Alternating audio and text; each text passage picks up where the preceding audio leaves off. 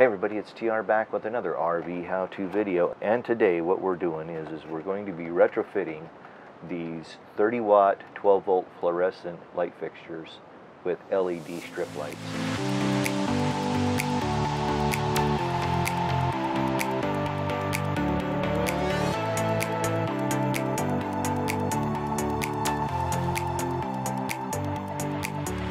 So I've kind of gone through and worked out the details. I know how to do this. Hopefully I can do this a little faster than I've been doing the other ones, but we'll see. What we got today is that we're going to be fitting these LED strip lights in. Okay, these are 3000 Kelvin, and so that puts them on the warm end of the spectrum. That also matches the color temperature of the LED pucks you saw me install in this RV how-to video on installing these lights in my ceiling. So we're going to retrofit these today. I've kind of worked through the details. I know how it works best, at least on these. These are thin light. These are thin lights. 746WW is the model number. Okay. This is going to work on any of these. The reason I'm doing this is I just couldn't find a fixture that I liked that would cover up the holes that are existing in the ceiling, because these are let into the ceiling, and they were $70 to find something that was about the same look. I just had LEDs in it, and so I'm just going to do this myself. It's easy enough to do because these are 12-volt LEDs. We're using 12 volts in the coach to power these, and the fact is that these use so little power. This whole string, which is 16 foot, uses I think 18 watts of power. So that's less than 1 watt per foot. Let's just assume it's 3 watts. That's a 1/4 amp of 12 volt current per fixture, which is nothing. Let's get going here and let's get this taken apart. I'm going to pop out these fluorescent bulbs. Let's put these over here so they don't get broke. Now what you see in here is there's this little tin hat. Oh, and by the way, before I forget about it, these edges are super sharp. So you want to watch yourself, or you could cut yourself pretty bad. Anyway, there's just these little tabs down in here, and we're just going to pop this out by pinching it.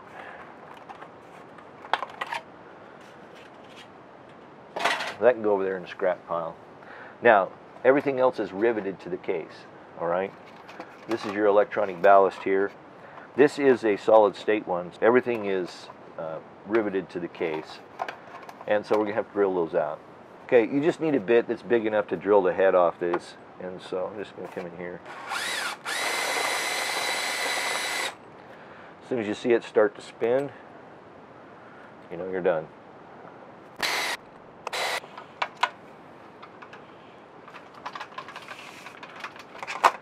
Now the guts are ready to come out.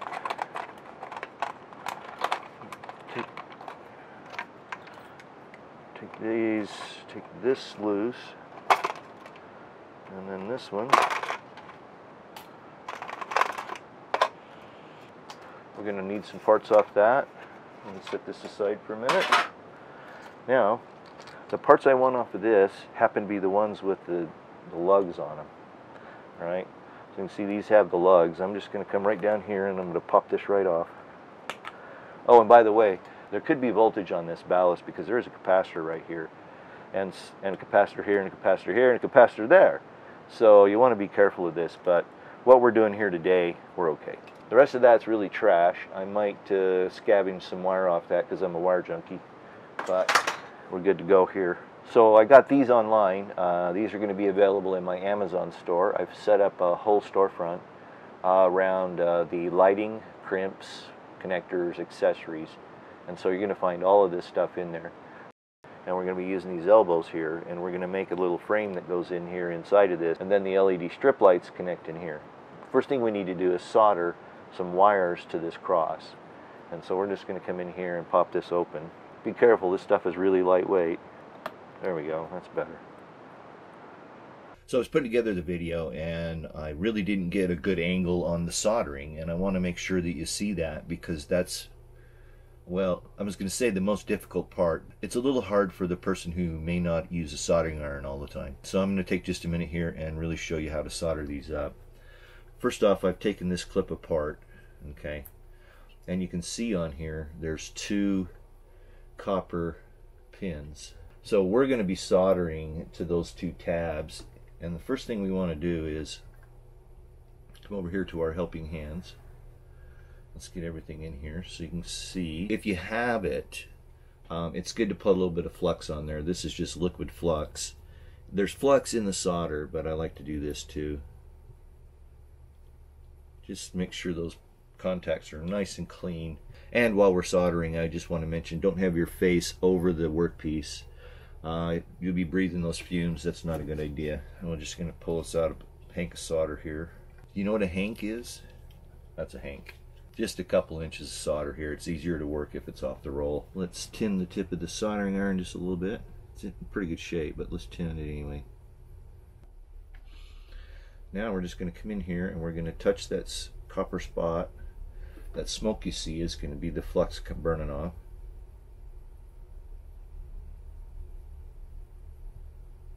And we're just going to melt a little ball of solder onto that copper spot.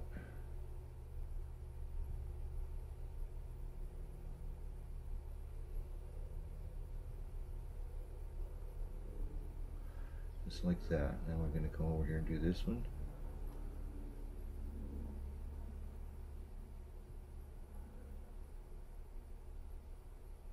Do one more solder on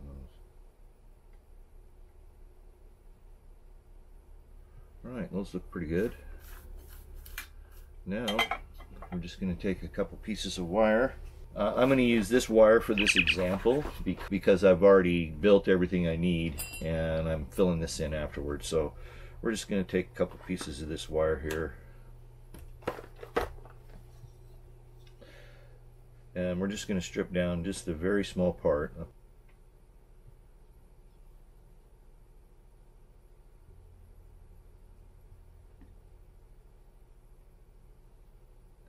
That is perfect.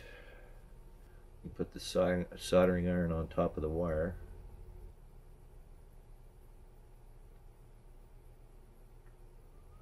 And there's a good one. Now I'll show you an example using the LED strip lights. Okay, same drill. I like a little flux. Absolutely not required, but I just do it because I do. Again, we're just going to heat this up.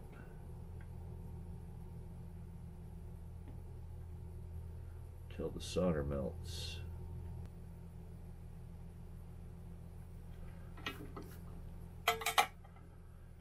Now, let's just get us a little strip out here. Okay, so if you look very closely, you'll see that there's a plus sign and a negative sign by the copper terminals. And so we're just going to take the black and go to negative.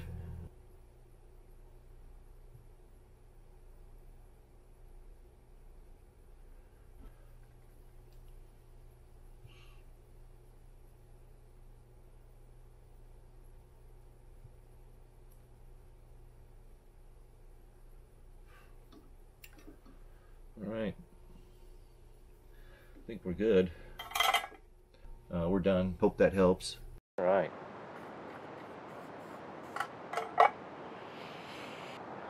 Looking good. So there's where we are right now. Okay. And we're going to open these up. So I'm going to come around here and I'm going to open up the 2 arms here. You can see I'm just taking this knife and just popping these down open. All right. And while we're here, we might as well pop that one open because we're going to want it open too later. Now we're going to take this off, so we're going to take this inside one off. All right. And now, simple enough to just assemble this. Put that underneath those 2 ledges there. So who's in there? Come on. Just go in there.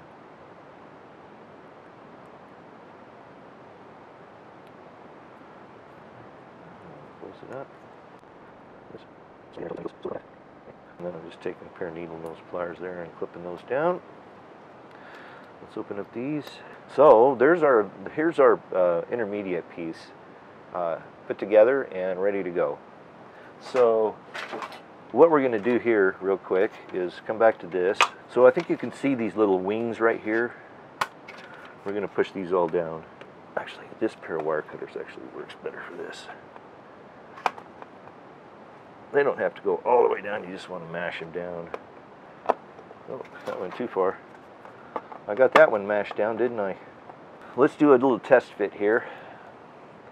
So what we're going to do is we want this to be in here kind of like this, and kind of in the middle. And so you just kind of have to measure. If your lights aren't, I think these are 19, but you just come in here and just pull off a hank of this. There are spots along the tape where you can cut it. You see where the copper pads are, and there's a little scissors there, and that's where you can cut it. So basically I want to come in here and just kind of figure out where it's going to be. I'm going to say it's probably going to be about right there, and so I'm just going to come in here and figure out how many of these I can get in there.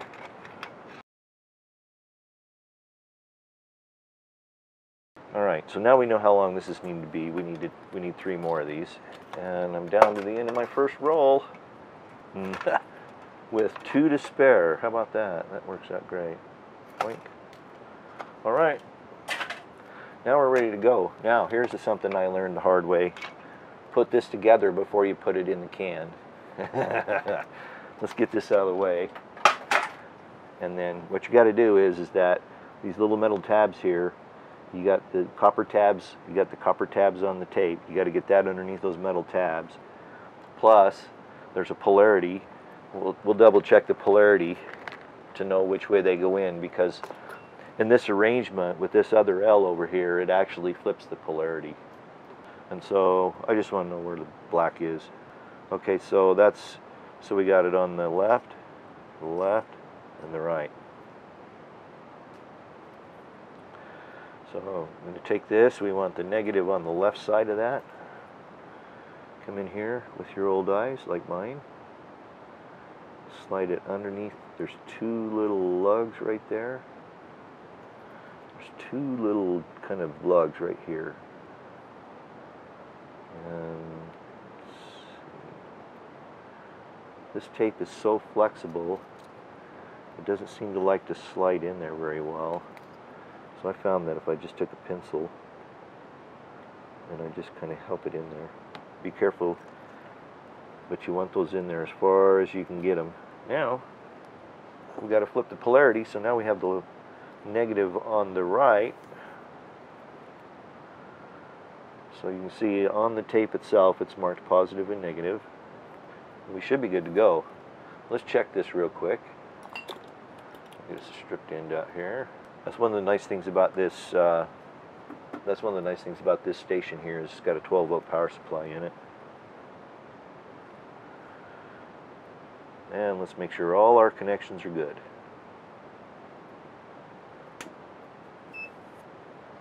Yep, we got light on all 3.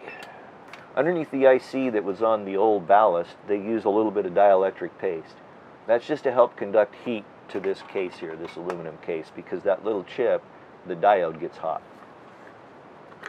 And I want to just clean this out, so I'm just going to use some, cheap Costco brand isopropyl. And I'm just going to wipe this out nice and neat. All the way around. I'm kind of working around, and I'll do the paste spot last because I don't want to move that paste all over the bottom. Alright, so let's let that alcohol flash off, and we'll pick it up installing them in just a second. Okay, so what we want to do now is we want to take our utility knife and very gently score the back of the tape. So just score it. It doesn't have to be all the way through, but what we're doing is we're just giving it a preferential place to tear. And that'll keep it from pulling this connector out when we're installing this tape. Okay. Now, let me set this aside for just a second, because one thing I do want to do is I want to add some double stick tape to the back of these connectors. Now, keep in mind this is an RV, and they rock and roll and move around, and so we want to provide a lot of security to these pieces so they're not moving around and rubbing and coming loose. So it's simple enough. We're just going to peel a piece of this off, about like that. And the first thing I'm going to do is I'm going to go clear across the back here. So I'm going to come clear across the back here. And then I'm just going to come in here and trim this. And then I'm going to put a piece on here.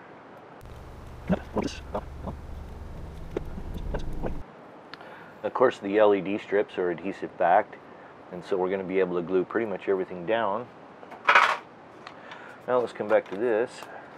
Come in here and take this assembly, and first off take this wire and connect it to this side of your switch if you want it to be switched, which I do. Now I'm going to take this and I'm just going to kind of fold this wire in here like this. I want this back against this wall as much as possible, so about like that. Okay, so let's pop this tape off. A trick on getting the backing off this tape is just to prick it with the blade and lift, and that usually will lift a corner, unless it's cheap stuff like this tape, but usually if you just grab it and prick it. Alright, we finally got it all peeled. Wow, that was harder than it needed to be. Okay, come back here as far as you can reasonably get. Check your fit here, make sure you're back far enough that the strip sits there. Let's get this squared up a little bit. I'm liking this. So now all there is left to do is just get the back off this. Alright, so I'm going to stretch this out. We're going to grab our little end of the tape here, strip it off.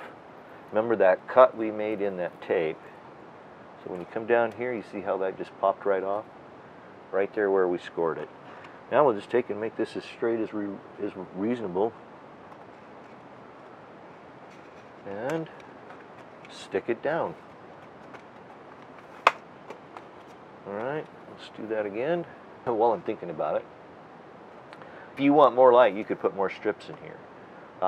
3 is going to be plenty for what I'm doing, because I already have other LEDs in the ceiling, and so this is more like fill light to me.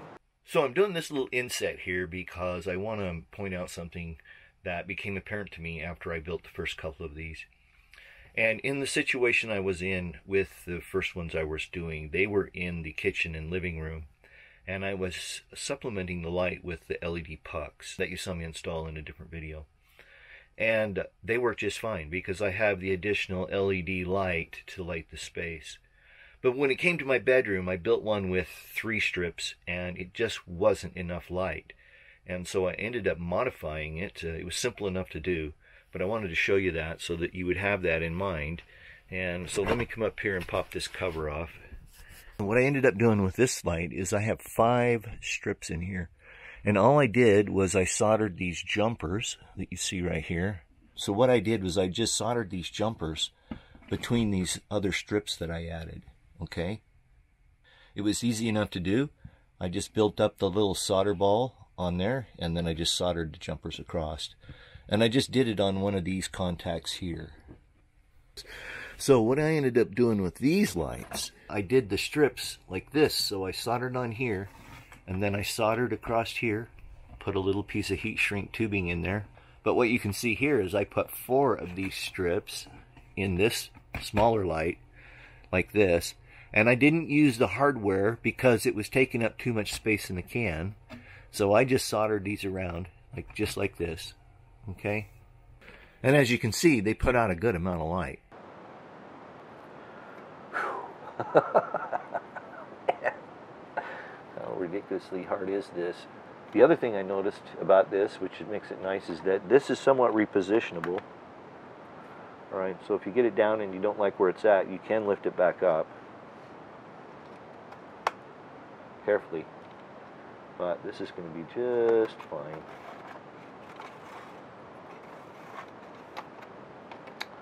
There you go. Okay. I think we're good here. Now we'll take this longer black one that we saved and we're going to hook it up here. Out of the way for now. And we're going to snake this one out. Put the lens on it here.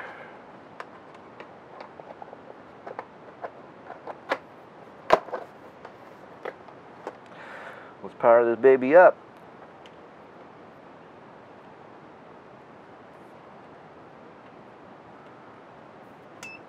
Okay, so at 13.6 volts, 1/2 amp at 13.6 volts, 13.9. This thing drifts a little bit. Let's come down here to 12, what they're rated at.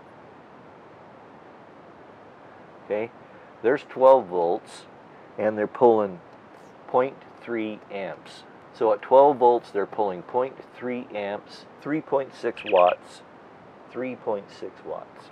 So these are just a little bit more than these puck LED that I put in the ceiling. So let's calculate the cost per light for the retrofit. The LED was $11 and there was 16.4 feet, which roughly worked out to $1.50 a foot. Okay, we had 3 connectors. They were 79 cents a piece. That works out to $2.40 for the connectors. We used 48 inches of the strip, which is 4 feet, which is $1.50 times 4. That's $6. We end up with a total of $8.40 as our total, which is our total parts cost for this retrofit. Not bad. Probably took me, well, now I've done 2 or 3, so my time is sped up a little bit, but it probably took me real time, I'm going to say probably 25-30 minutes to refit this light. This thing is going to work amazing. I've already got some installed. Let's go back and take a look at one.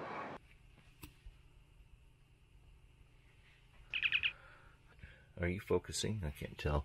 Also, while I was in here, I installed one of these puck LEDs in the shower. And here's the one for the bathroom.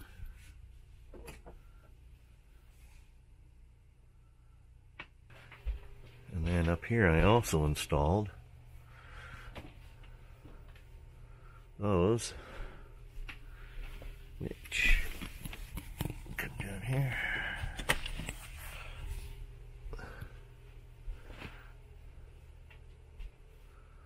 Really need to get some, again, this is switchable.